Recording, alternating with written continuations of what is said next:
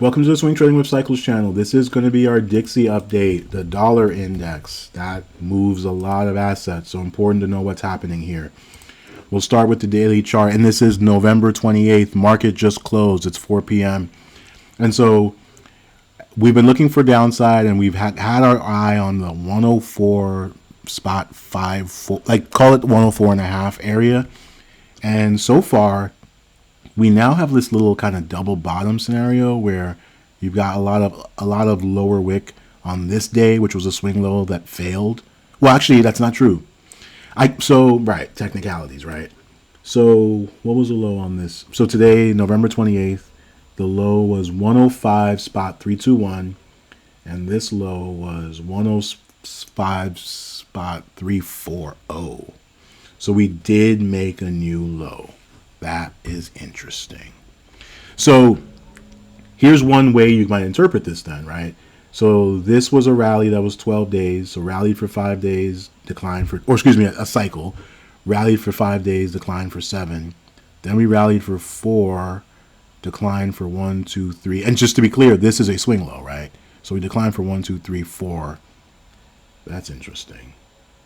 And but we did make a low. I mean, yeah, so we did make a new low. So technically, this is actually, you could call this 13, 14, 15, 16, 17, 18, 19, 20, 21, right? Like, that's another kind of interpretation, which actually makes sense here, right?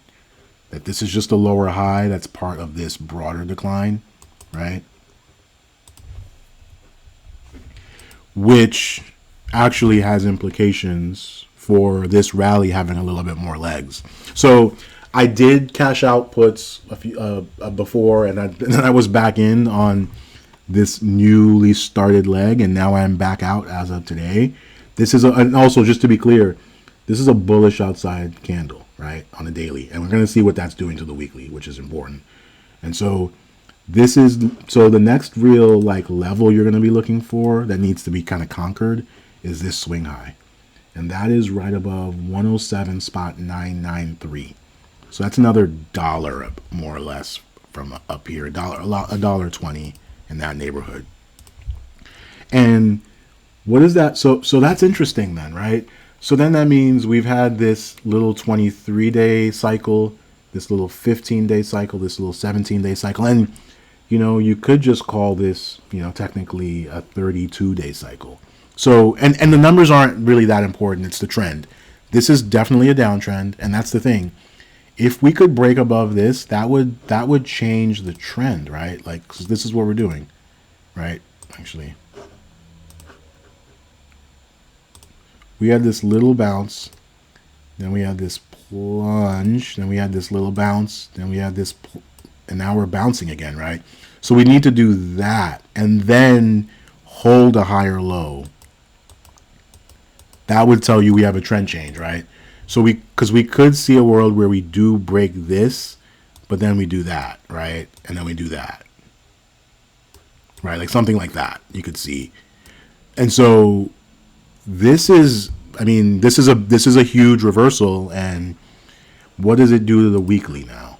So on the weekly level, you end up with the same kind of idea of like this sort of bottoming structure, this double bottom. And this is week 26, right? So we had the top on week 17. That was a swing high. So we're below a swing high underneath, what is that? 111.576, right? And then we had this decline. So then we had this down. So we kind of did something like that, then that, then that, then that, then that. And now it's a question of, are we doing this, right? Like we need to, same kind of idea, right? Like we need to get above this high here, which is that same high on the daily. But then we have this monster of a candle that has a high at that's the candle that has a high at 111, right? So quite a bit. And I've talked about this in the previous videos. This is absolutely a bear flag of this right now so far. Now, again, if it breaks above here, so this is your important level, that 107.993 level, which is just about $1 up from here. And if this is a daily cycle low, you would think we probably at least get up there, right? Like if you think about the micro movements, we do something like, at least something like that. Now it's a question of, does this have legs or does it start to zigzag lower after? But so this is going to be, this is going to be kind of a nail biter a little bit, right? And if you think about the monthly chart, this is important. We're closing the month in a couple of days, unless something crazy happens. And that's the other big level. The swing high on the monthly is below 107.680. So that's important. If we do get above that 107.993 level, that will also put us inside the range of this swing high, right? Like we'll start to challenge that.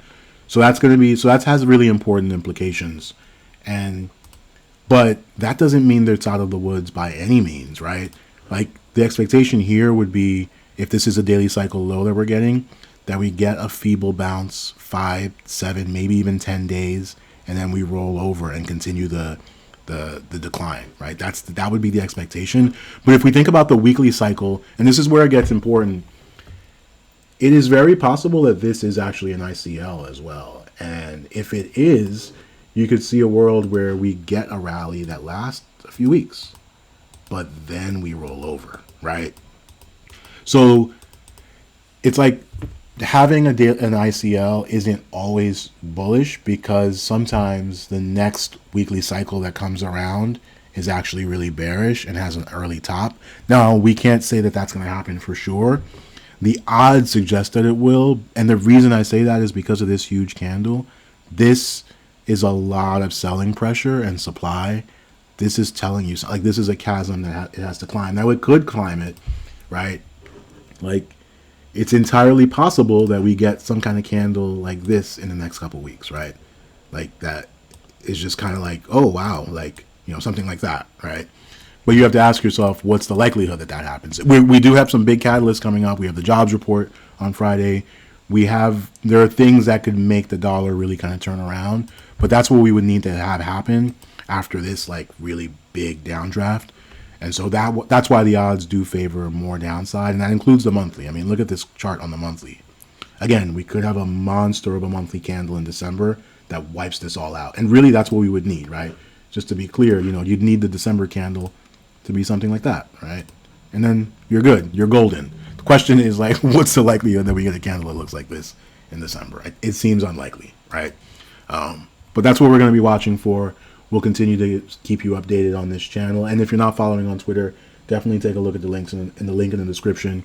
You'll want to do that because I do definitely tweet out very real-time, timely updates. So thanks again for watching.